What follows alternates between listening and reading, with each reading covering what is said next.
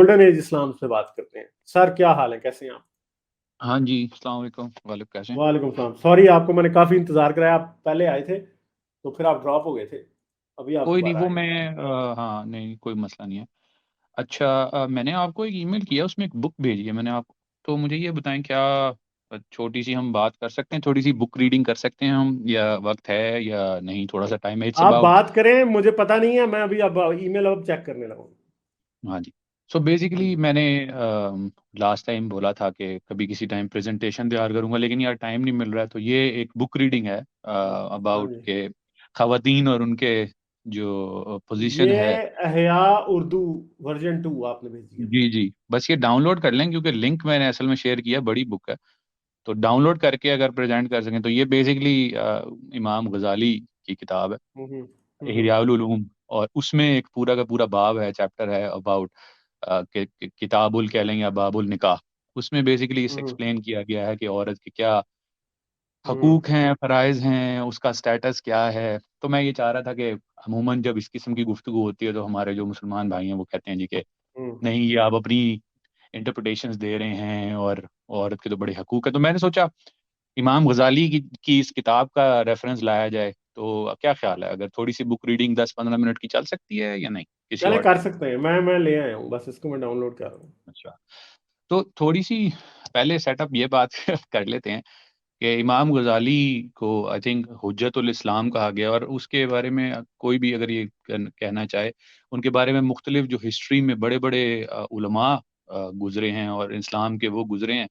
तो यहाँ तक उनमें से कुछ ने, इमाम नवावी एक थे, उन्होंने यहाँ तक बोला कि अगर कोई हजूर के बाद नबी होता तो वो इमाम गजाली होते। मोहम्मद अली होते हैं। और इसी तरह उनके बारे में ये कहा गया अच्छा, है आप जो मुझे इस किस पेज को खोलने का पेज नंबर बताइए अब आप। 75 75 पे आ जाएं, 75। और फिर हम वहाँ से शुरू करेंगे। अच्छा, इसका पहले मेन टाइटल अगर आप शेयर करा दें, ताकि लोगों को कोई भाम ना रहे कि हम कोई गलत किताब तो नहीं पढ़ रहे। तो पहला हाँ पेज जी, ये ये उर्दू हयाल तरजुमा। अलूम है जी, जिल्द उर्दू। ये किन्होंने छापी हुई है जी? मौलाना नदीम अल वाजदी। मौलाना नदीम अल वाजदी, फाजुल जी, देवबंद। ये यासिर नदीम वाजदी है या कोई नदीम अल नहीं वाजदी नहीं, इनके वालिद थे? नहीं नहीं नहीं नहीं, हाँ। नदीम ये वो वाले वाजदी नहीं, वो तो ये तो पुरानी उर्दू अच्छा की ट्रांसलेशन है। उर्दू में मेन ट्रांसलेशन इस किताब अच्छा। की यही है। और इस किताब के बारे में ये कहा जाता है, पीछे इमाम और फुकहा ने ये बोला था कि अगर इस्लाम की सारी किताबें जल जाएं, हम्म सारी की हम्म सारी जला दी जाएं, और अगर किसी हम्म को समझना हो कि इस्लाम क्या है, तो वो हम्म, इह्याउल उलूम को पढ़ ले। मतलब ये बहुत बहुत बड़ी स्टेटमेंट है फॉर ए वर्क। हाँ और हाँ। और गजाली साहब का मुकाम इस्लामिक थियोलॉजी में जो है वो कहीं से भी कम नहीं किया जा सकता। तो ये चैप्टर है इनका, शुरू होता है 70 ऊपर से निकाह का, लेकिन इसमें बात आती है मुख्तलिफ खवातीन के। तो मैं चाह रहा था कि अगर हम थोड़ा सा पढ़ें तो अच्छा। मज़ा हाँ जी। आएगा। अच्छा जी, हाँ आपके सामने आ गया। अब आप पढ़ेंगे या मैं पढ़ूंगा? हाँ जी। मैं भी पढ़ सकता हूँ, आप भी पढ़ सकते हैं, क्योंकि पढ़े मैं आप, पढ़ूंगा क्योंकि तो एक्सप्लेन क्योंकि आपने लंबी है। करना है हाँ, हाँ। क्योंकि आप मुझे लंबी है। बताते जाइएगा, मैं ऊपर नीचे कर दूंगा इसको। मगर आप, हाँ जी। बिल्कुल, ठीक हम्म। हो गया, ठीक हो गया। हम सफ़ा नंबर किस पे हैं? 75 पे, 75, 75। 75 पे, हाँ जी, बिल्कुल ठीक हो गया। अच्छा, बेसिकली ये चैप्टर जो है वो शुरू होता है, एक सेकंड यार। हाँ, शुरू होता है कि निकाह के फ़वाइद क्या हैं, और उसके बाद किस किस्म की औरत जो है वो तो यहाँ पे आप देख रहे होंगे 5वीं सिफ्त, ये सिफ्तें बयान की जा रही हैं कि औरत का बांझना होना। तो हम्म सबसे पहले ये बयान किया जाता है कि अगर ये बात मानो कि फलां औरत बच्चे से पैदा नहीं की जा सकती, तो उससे शादी मत करो। इरशाद नबवी है, ऐसी औरत से शादी करो जिसकी औलाद हो और शौहर से मोहब्बत करने वाली हो। तो बेसिकली पहले तो ये एक बड़ा इंपॉर्टेंट उसूल बताया जाता है कि बांझ औरत, तो पहले ही एक डिस्क्रिमिनेशन जो है हाँ। कि वो कर दी गई कि अगर अगर आपको पता लग जाए कि औरत जो है वो कैन नॉट हैव अ बांझ है तो चाइल्ड। उससे शादी ना हाँ। करो। अच्छा, अगली अगली सिर्फ चेक करें आप, वो क्या है जी? कंवारी होना। अच्छा, अब हमारे यहाँ अमूमन ये जवाब दिया जाता है मल्टीपल शादियों का कि जी, ओ जी बेवा औरतों की जो है वो, और एक हदीस सुना दी जाती है कि बेवा औरतों के साथ शादी करो। हालांकि यहाँ पे क्लियरली बता रहे हैं, सरकार दो आलम की खिदमत में हाजिर हुए, उन्होंने शायद फरमाया कंवारी लड़की से शादी करो। अब ये बुखारी मुस्लिम का आगे हवाला भी है कि कंवारी लड़की से शादी क्यों नहीं की। एक बंदे ने शादी कर ली कि तुम उससे खेलते तो, और वो तुमसे खेलती। और इसमें फिर हाँ आगे पूरी गुफ्तगू है कि तो फायदा ये है कि कुंवारी लड़की जो है वो मतलब आप एक जिसे कहते हैं ना स्टीरियोटाइपिंग देखें औरतों की, कि वो अपनी पिछले शौहर की मोहब्बत में, इस पूरे पैरा में ये बताया गया कि पिछले शौहर की मोहब्बत में गिरफ्तार रहेगी, तो तुम अगर किसी हम्म। शादीशुदा पुरानी तो वो तुम्हें उस तरह प्यार नहीं कर पाएगी, तो इसलिए तुम चाहो कि किसी एक कुंवारी लड़की से तुम्हारी शादी लड़की से शादी करो, हाँ, और तुम्हारी कितनी बीवियां हो, तुम जितने तुम नहीं कर सकते प्यार, अगर उससे अच्छे तरीके से मैटर नहीं हाँ करता, पर वो सिर्फ कर ले आपसे हाँ। प्यार है। और उस अपने वो मर्दों वाले केस में तो आपको जी कि जी इंसाफ कायम करो और ये और वो, उस केस में ये कोई बात नहीं आई कि तुम्हारे कोई हाँ और बीवी ज्यादा पसंद आ जाएगी, नहीं। लेकिन हाँ औरत के मामले में तो तुम्हें शक होगा कि खतरे का इम्कान है, तो गुफ्तगू ऐसी है जैसे कि पता नहीं कोई ना वो बम फाड़ देगी या दौड़ जाएगी, तो हाँ खैर। हाँ। अभी ये शुरुआत है, ये बड़ा मजेदार चैप्टर है। अच्छा, अब आप आते जाएं, स्क्रॉल करते 7वीं जाएं शिफ्ट नीचे। पे नहीं नहीं, हस्बो नस्ब वाली हो। हाँ हस्बैंड वाइफ वाली ठीक है, चलें, उसमें भी अजीब सी बात की गई है कि जैसे कि मतलब खानदान जो है वो अच्छा हो, तो चलें उसको हम कहते हैं कि वो कोई ट्रेनिंग अच्छी हुई हो और पीछे से ढंग का बैकग्राउंड हो, दीनी घराना हो, चलें आप समझते हैं ऐसा करीबी तो चलें। रिश्तेदार ना हो, ये तो ऑपोजिट जा रहा है पाकिस्तान इंडिया हाँ वालों के खिलाफ। बिल्कुल बिल्कुल बिल्कुल। अच्छा, उसकी रीजनिंग चेक करें क्या दी है। उसकी रीजनिंग ये दी है अजीब और गरीब सी, कि ज्यादा करीब की रिश्तेदारी में बुराई ये है कि शहवत में कमी आ जाएगी, यानी कि अगर कजन वगैरह है लगाएं लगाएं लगाएं, ये कहते हैं माँ बहन पे कैसे नहीं चढ़ोगे हैं। ये तो खुद आप साबित कर रहे हैं कि करीबियों के लिए नहीं होती शहवत, जो कि नहीं एक नहीं, रियल बात है, हमें नहीं होती शहवत। यहाँ पे कह रहा है कि शहवत में कमी आ जाएगी अगर कजन हुई, हाँ तो ठीक है, मैं लॉजिकल है एक लिहाज से तो, राइट। हाँ। और करीबी अजीजा से शादी मत करो, इसलिए बच्चा कमजोर पैदा होता है। अच्छा, हाँ तो इनको चेक समझ करें, आ गई हाँ हुई थी बात की। ये पढ़ें, हाँ, मगर ये इधर वाली। रसूल का कोई फरमान नहीं है। बच्चे के कमजोर होने की वजह यह है कि करीबी रिश्तेदार रिश्ता रखने वाली औरत के सिलसिले में जिनसी शहवत में हिजान नहीं होता, जो अजनबी औरत से शादी करने में होता है। हाँ शहवत देखने और छूने से पैदा होती है। जो औरत मुसलसल औरतों में रही हो, उसे देखते देखते निगाहें आदी हो जाती हैं। और यार ऐसी भी तो यही कहने हैं ना। हम भी तो अच्छा यही कहते हैं ना कि माँ बहन पे इसीलिए नहीं शहवत चढ़ती क्योंकि आपने उसके साथ वक्त गुजारा होता है, आपको नहीं चढ़ती। ठीक है, हाँ और शादी के बाद जब उसे देखा जाए तो बज़ाहिर कोई नयापन नहीं होता। हाँ, मगर हाँ ये जो बात कर रहा है वो एक डिफरेंट एंगल से कर रहा है। हाँ। यही वजह है कि अच्छा, शहवत पूरी तरह नहीं उभरती। शहवत का ये ज़अफ़ ही बच्चे की कमजोरी का सबब बनता है। वाह जी वाह। पहली तो अनसाइंटिफिक बात आप ये देखें कि जी बच्चे कमजोर पैदा इसलिए होंगे कि जी जिनसी हाँ, शहवत में अनकम है, तो एक तो कमी बड़ी आ जाएगी। हो गई। हाँ। फिर उसके बाद दूसरी बात कि अगर ये लॉजिक लगानी है, और ये ऊपर इरशाद नबवी उन्होंने कोट किया हुआ है, अब इस पे ना हम्म, किताब पे कुछ लोग ये करते हैं कि जी गजाली साहब बहुत बड़े मुहद्दिस नहीं थे, तो उन्होंने कुछ वीक हाँ, अहादीस भी इस किताब में शामिल की हैं, जो कुछ जो हमारे मुसलमान भाई ये जवाब देंगे। और उसकी एक बड़ी लंबी बहस है कि जो वीक अहादीस भी होती हैं, ये सिर्फ मामला हमारे पाकिस्तान इंडिया में शुरू हुआ है कि जी वीक अहादीस को हटा दो। जब आप हदीस का इल्म पढ़ते हैं तो वीक हदीस के बारे में भी वो भी 70-80% ट्रू होती है, और उसका मकाम भी किसी आलिम और किसी मुजतहिद के कहने से ऊपर होता है। ये मैंने बड़ा क्लेम हाँ। किया है, ये इसके पीछे बड़ी बैकिंग है, और जिन लोगों को थोड़ी बहुत समझ है दूसरी बात है कि हदीस की सनद वीक होती है। तीसरी बात यह है कि ये याद रखें कि हदीस अगर ज़ईफ भी हो, हम्म अगर वो मुसलमानों के अमल से साबित है, कुरान के ऊपर पूरा उतरती है, हम्म और उसके खिलाफ कोई और हदीस या कुरान की आयत नहीं जाती, तो उसे सच्चा माना जाता है। जी जी। अच्छा, असूल इसी हदीस ये कहते हैं। बिल्कुल बिल्कुल, इसी में आगे पढ़ें। हम्म। कि ये चंद औसाफ हैं जो निकाह के सिलसिले में मलहूज रखने चाहिए। वालिदैन और सरपरस्तों को चाहिए कि अपने लफ्ते जिगर के लिए मौजू शौहर का इंतखाब करें, ब्ला ब्ला ब्ला। इसके आगे बात जो इरशाद रसूल अल्लाह है, निकाह औरत को कनीज बनाता है। ये हाँ, इसलिए ये देख लिया करो कि तुम अपनी बेटी को कहाँ दे रहे हो। लड़की के हक में बेहद बेहद जरूरी है, इसलिए कि लड़की हर हाल में अपने शौहर की शोहर की कैदी, कहती है। इस कैद से निजात हासिल करना इसके बस से बाहर है। शौहर को तलाक का इख्तियार हासिल है, वो किसी भी वक्त किनारा कश हो सकता है। ये भी एक चीज़ है, लिहान कहलाती है, उस पर कभी बाद में बात करेंगे। इसे जिंदगी के सहरा में बेयारो मददगार छोड़ सकता है। तो आगे तो बेसिकली आप ये अल्फाज सुने, यहाँ पे खुद कह रहे हैं गजाली साहब कि निकाह औरत को कनीज बनाता है, इसलिए हाँ, देख लिया अगर तुम अपनी बेटियां कहाँ दो। दूसरे की बेटियों की टेंशन नहीं है, दूसरे की बहनों की माओं की टेंशन नहीं है, उनको उनको कनीज बना के रखो, लौंडियों लेकिन की भी अपनी। टेंशन नहीं है। हाँ। तो ये देखें कितनी बड़ी स्टेटमेंट जो है वो निकाह की, और यहाँ पे माना गया है कि इस कैद से निजात हासिल करना इसके बस से बाहर है औरत के, कि तलाक औरत नहीं दे सकती, और इस पे मजीद आगे बात आएगी। अच्छा। हाँ। अच्छा, अच्छा। आगे चलते हैं, आदाब स्क्रॉल करते जाएं आप नीचे, आदाब आदाब हुस्न जिंदगी। हाँ, इसमें हुस्न इखलाक के मामले पे आ जाएं, थोड़ा सा आगे। ये मैं स्किप कर रहा हूँ शौहर के फ़राइज़ और ये सारा, इसमें हाँ, थोड़ा सा हुस्न आगे आ जाए। इखलाक का मामला, हाँ जी, ये आ गया। मर्द के मर्द फ़राइज़ के में ये खिलाफ। के साथ खुश इलाके से पेश आए। अच्छा, अब उसकी रीजनिंग चेक करें। इनकी कम अकली के पेश नज़र उफ़ो दरगुजर से काम ले, और वो तकलीफ जो पहुंचाएं इस पर सब्र करे। इस चैप्टर में ये बात इस्टेब्लिश होगी कि औरतें ना कम अकल और बेवकूफ हैं, जिसकी वजह से you have to be a little bit lenient with them, मतलब उन्हें कट सम स्लैक, क्योंकि वो बेवकूफ हैं, हम्म। तो उनके हम्म। उनके लेवल पे आओ। अच्छा, और उन औरतों के बेगू भी गुजारा किया, ब्ला ब्ला ब्ला, सारी बातें, ये सारी बातें हो गई।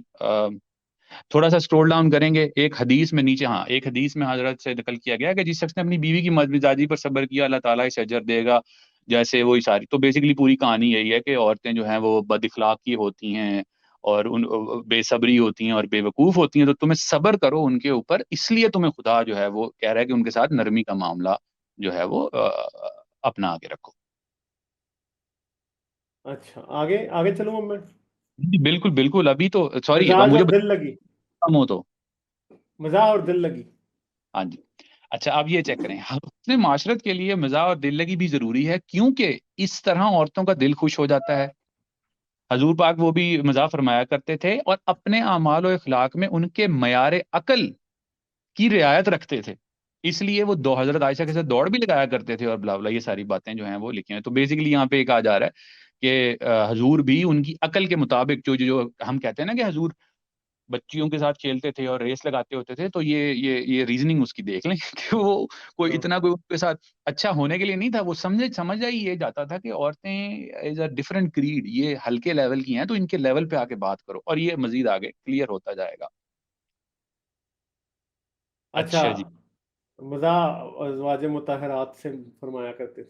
अब अगले चैप्टर, अगले अगले सेक्शन में आ जाए, मैं उसकी बहुत लंबा है क्योंकि ये अब ये कसरत कसरत, मिजाज से इज्तनाब। ये आप पढ़ें।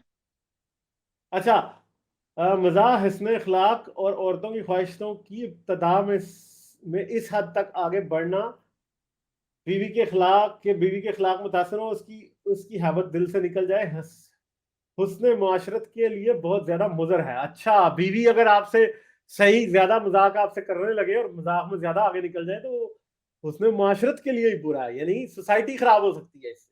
आपने नहीं बल्कि करना, नहीं नहीं, हाँ। अपने मर्द को हाँ। कहा जाता है कि उसको फ्री ना कराओ ज्यादा, उसके साथ हाँ, ज्यादा। ज्यादा फ्री ना कराओ। हाँ। हाँ, और क्या ठीक है। है कि जी, इस तरह जब भी कोई गैर शरी मुज़र है, बल्कि इन अमूर में भी इतलाल जरूरी है, इस तरह के जब भी कोई गैर शरी हरकत देखे तो नाराज हो जाए, वरना मुनकरात पर आनत का दरवाजा खुल जाएगा। ये औरतें जी जो है तुम्हारी, वो तुम्हारी पैरवी नहीं करेंगी, वो गलत काम करने लगेंगी या शरीयत को छोड़ देंगी। हजरत हसन बसरी बसरी शाद फरमाते हैं कि जो शख्स अपनी बीवी का इस कदर मती हो कि उसके चश्मो अबर के इशारों का मुंतजर रहे, तो अल्लाह उसे दोजख में ऊंधा गिरा देंगे। वाह जी वाह, यानी ओए होए, ये तो रसूल अल्लाह ने अगर बाकी की 10 शादियां ना की होती, तो फिर तो रसूल अल्लाह गए थे सीधे ही। हैं? ऊंधा गिरा देंगे। हजरत उमर फरमाते हैं कि औरतों की मर्जी के खिलाफ हजरत उमर फरमाते हैं कि औरतों की मर्जी के खिलाफ किया करो, कि इसमें बरकत है, यानी औरत अपनी बीवियों की मर्जी के खिलाफ चला करो, इसमें बरकत है। किसी दानिश्वर का जी। ये कॉल भी नकल है कि औरतों से मशवरा लो और जो कुछ वो कहें उसके खिलाफ अमल करो। यार, ये क्या क्या चवल आदमी है गजाली है। ये भाई क्या बात कर रहे हैं आप, ये हुज्जतुल इस्लाम है। और ये हजरत बात, उमर का कॉल है। हाँ, उसके खिलाफ चलो। हाँ। सरवर कायनात सल्लल्लाहु अलैहि वसल्लम का इरशाद है, बीवी का गुलाम बदबख्त हुआ। लगाए जी आप। अब आप ये चेक करें अजीब ही कि अजीब ही हमारी में चुगत जो किस्म हम, के लोग हैं। आवाज आ रही है मेरी? हेलो? अच्छा, एक सेकंड मेरा ना जरा, एक सेकंड में, मुझे आवाज नहीं आ रही अभी। अच्छा, सॉरी, मैं आपको थोड़ा सा पीछे मिस कर गया हूँ। हेलो, आपको मेरी आवाज आ रही है? अब आ रही है आवाज। हाँ जी, करें बात। हाँ।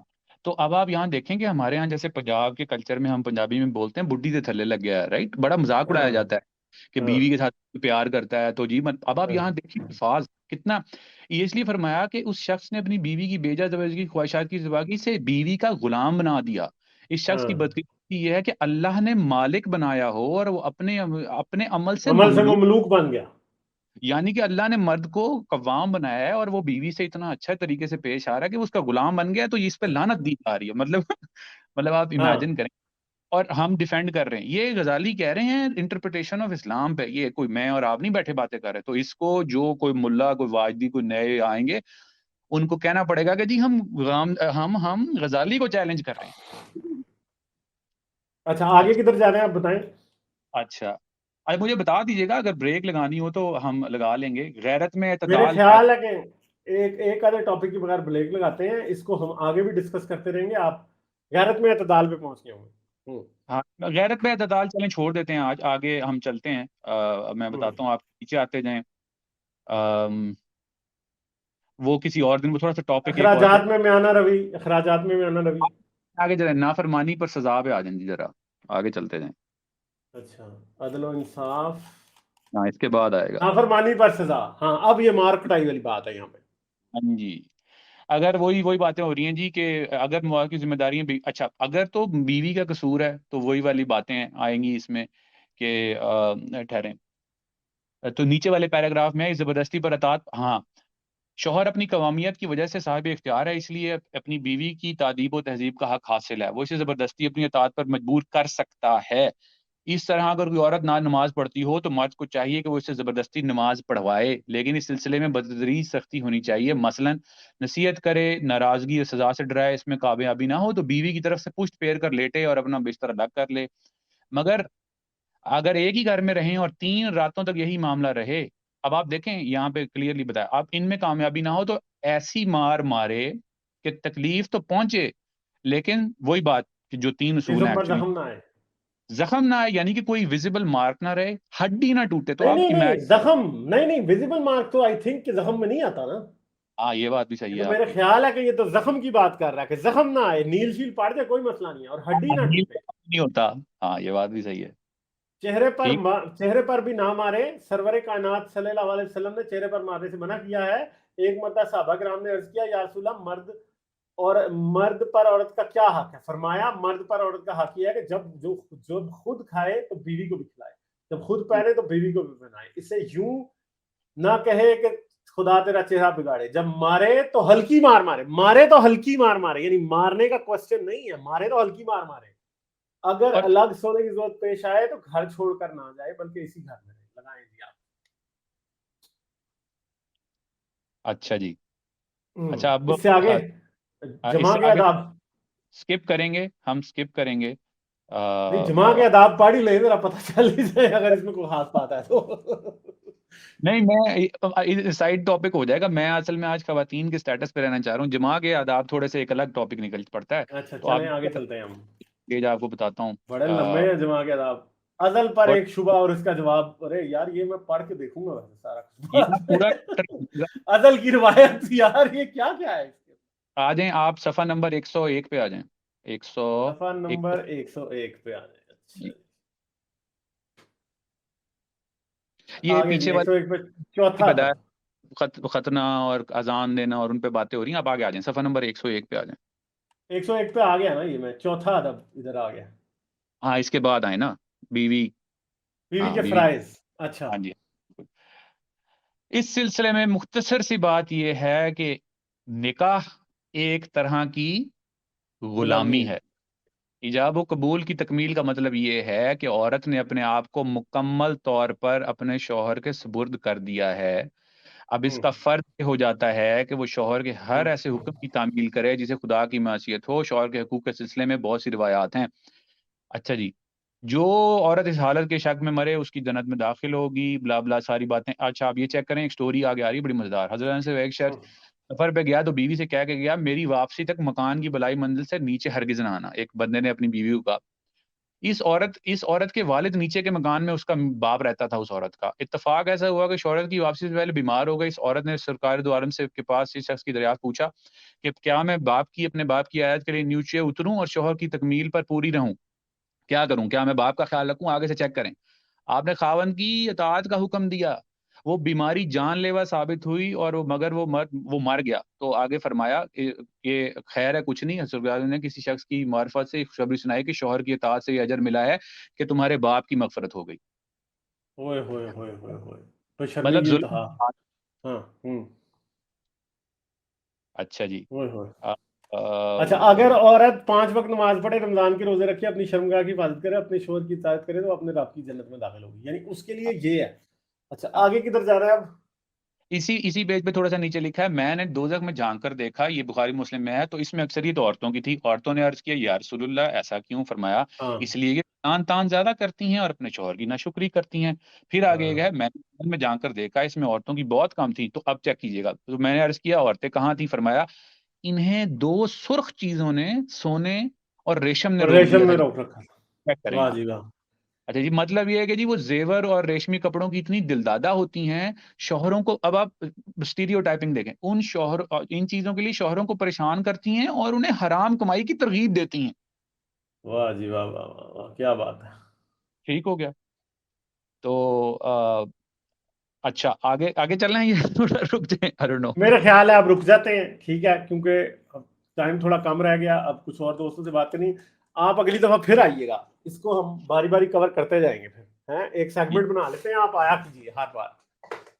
ये जो किताब है ना, ये किताब, ये प्रूफ ऑफ इस्लाम है। और अगर आपने इस्लाम को समझ, और अब इसमें ये लिखा है, अब मुझे कोई ये बताए या कोई भी शख्स कोई आके चैलेंज करना चाहे कि जी हमारी इंटरप्रिटेशन या मॉडर्न इंटरप्रिटेशन, हाँ, भाई हुज्जतुल इस्लाम लिख रहे हैं ये किताब हम्म, पढ़ी हुई है, इह्याउल उलूम, one of the biggest books हाँ। Of Islam. तो अब इस क्या, इसमें कंटेंशन कहाँ से लाएंगे आप?